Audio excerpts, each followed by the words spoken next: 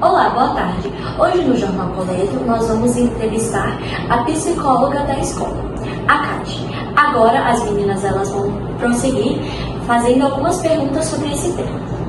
Boa tarde, Kátia. Hoje nós vamos tratar sobre o tema adolescência. Primeira pergunta: como lidar com a mudança de humor constante? A questão do humor na adolescência, ele é bem complexo. Ele se parece também como a gente está na vida adulta. Só que na adolescência, a gente sabe que tem aquelas alterações hormonais, né? Tem mudanças na menina, no menino, e isso mexe com o humor, né? Então, tem momentos que eles se intensificam, né? Às vezes no grupo, né? Quando vocês estão juntos, a pessoa manifesta uma raiva, um sentimento assim de tristeza em relação a alguma coisa que aconteceu. Então a oscilação de humor, ela é frequente e ela é uma coisa natural na adolescência. Só que ela é controlada justamente quando você trabalha com prevenção. Que prevenção é essa? Estar fazendo atividades diárias na sua casa, está fazendo uma atividade física, está fazendo atividades pedagógicas, né, como usar jogos, essas coisas. Então isso vai limpando a mente e vai estabilizando você emocionalmente. Segunda pergunta. Bom, Kátia, como lidar com medo e ansiedade na adolescência? O medo e a adolescência e a ansiedade, né, na adolescência, elas são sentimentos naturais da gente, tá? A ansiedade e o medo, elas fazem parte e elas também são sentimentos, são emoções que servem também para a nossa preservação. Em que sentido? Eu tenho, né, que ter essa sensação de medo, no sentido de que se eu fizer tudo o que eu quero fazer, eu vou ter consequências em relação a isso. Então o medo e a ansiedade fazem parte, né, desse processo de qualquer ser humano. Só que a ansiedade, ela é uma coisa que quando ela está no controlável, no aceitável, é quando, por exemplo, eu vou viajar, né? Aí dá aquelas reações de dor de barriga, eu vou fazer a prova da dor de barriga, mas aconteceu a situação, passa, não é? Então, a ansiedade e o medo, eles são administrados dessas formas, que você entender que eles são para a nossa preservação, né, para o nosso bem-estar, e que eles podem ser administrados de que forma? De você trabalhar os seus medos. Qual é o meu medo? Eu tenho esse medo da prova, né, de fazer a prova, de fazer as coisas, e na hora eu não consigo, então eu vou trabalhar isso, vou buscar uma orientação com um profissional, vou fazer novamente uma atividade física, vou me ocupar. Então são situações que você sempre vai trabalhar com a prevenção. É uma coisa natural, ela faz parte da nossa vida, ela se torna algo que precisa ser olhado de uma forma diferenciada quando o medo e a ansiedade, elas paralisam a gente, né? Eu não consigo fazer mais nada em função dessa condição. Aí ela está de uma forma diferenciada, né? Então precisa de uma ajuda de um especialista, precisa de um diálogo, né? Seja na escola, seja com a família, para investigar um pouco mais, certo? Dando continuidade à nossa entrevista, a terceira pergunta é: como lidar com emoções indesejadas? As emoções indesejadas funcionam como?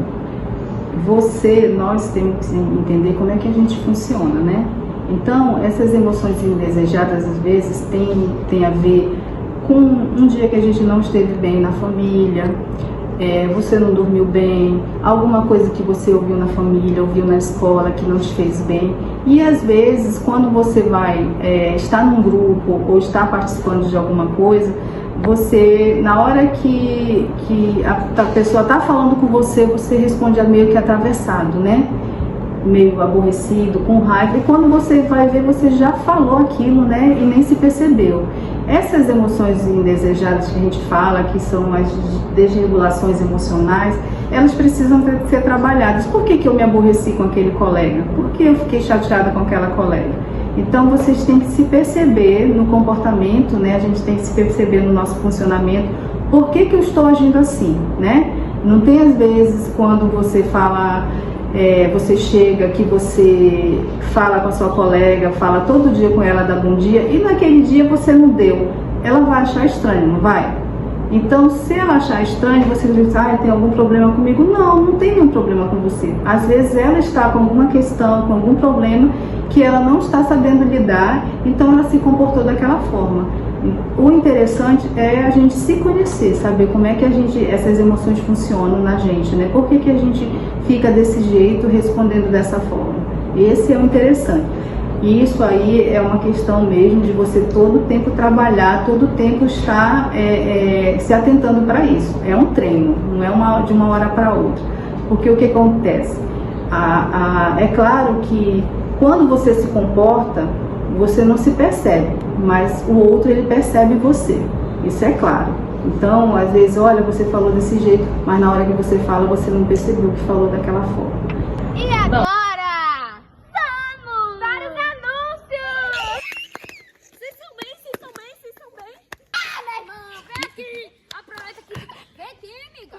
Aproveita que tu tá aqui, né? Veja, meu senhor, sabe aquela mina bem ali no chão? É porque ela não tá usando tênis, fila, 980. Minha irmã é baratinho, R$1.800. Aqui, bebê, é BBB. É bom e é bonito. E é barato! Vem comprar a Bia do Brás!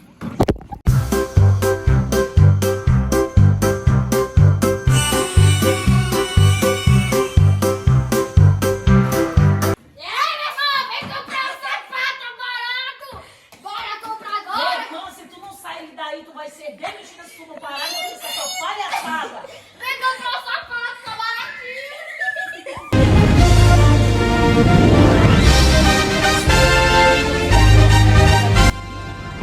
Bom, quarta pergunta. Qual conselho você daria a um adolescente que está passando por problemas com familiares? A questão dos problemas que o adolescente pode, né, apresentar dentro do contexto familiar são muitos, né? E assim, eles acontecem em função da própria convivência com a família, né? E assim, isso é normal. O que é interessante e é o principal é possibilitar o diálogo, né, desse adolescente com os pais, com os irmãos, com todos os envolvidos e colocar regras, colocar normas para que ele entenda como funciona aquele espaço. Porque hoje, em função da própria tecnologia, de tantas coisas, né, que o adolescente tem acesso, que esse diálogo, essa comunicação, ela acabou diminuindo, né? Ela acabou se estreitando.